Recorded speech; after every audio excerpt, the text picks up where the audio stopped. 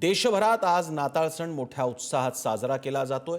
या निमित्तानं पंतप्रधान नरेंद्र मोदींनी दिल्लीतील कॅथेड्रल चर्चला भेट देत प्रार्थनाही केली। दिल्लीतील कॅथेड्रल चर्च सर्वात जुन्या चर्चपैकी एक असून दिल्लीतलं सर्वात मोठं चर्च देखील। याशिवाय मोदींनी ख्रिसमसच्या देशवासियांना शुभेच्छा देताना दिल्लीतील कॅथेड्रल चर्चमधील भेटीचा उल्लेख केला। एकीकडे मोदींनी चर्चमध्ये भेट देत प्रार्थनाही केली।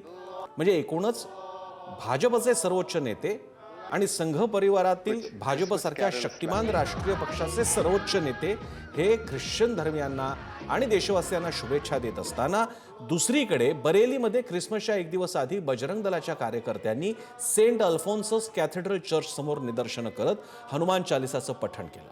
चर्चनं आयोजित केलेल्या ख्रिसमस कार्यक्रमात हिंदू धर्म आणि समाजाचं चुकीचं चित्रण केल्याचा आरोप बजरंग दलाचा आहे। देशभरात कालपासून काही ठिकाणी छत्तीसगड आणि अन्य काही ठिकाणी अशाच काही घटना या बजरंग दल विश्व हिंदू परिषदेच्या कार्यकर्त्यांनी केल्याच्या पोस्ट सध्या सोशल मीडियावरती व्हायरल आहेत। त्यामुळे एकीकडे स्वतः पंतप्रधान जिथे सर्व धर्म समभावाचा संदेश देत आहेत, ख्रिसमसच्या दिवशी चर्चमध्ये जात आहेत, देशवासियांना शुभेच्छा देत आहेत, त्याच वेळी चाललेल्या या गोष्टी भारताची जागतिक स्तरावरती कोणती प्रतिमा निर्माण करत असतील हा प्रश्न उपस्थित होतो।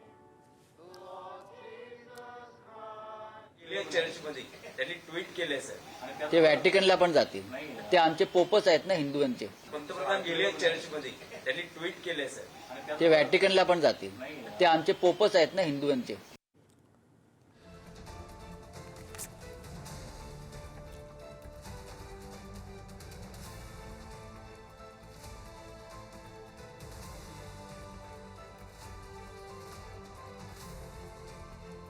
Thank you.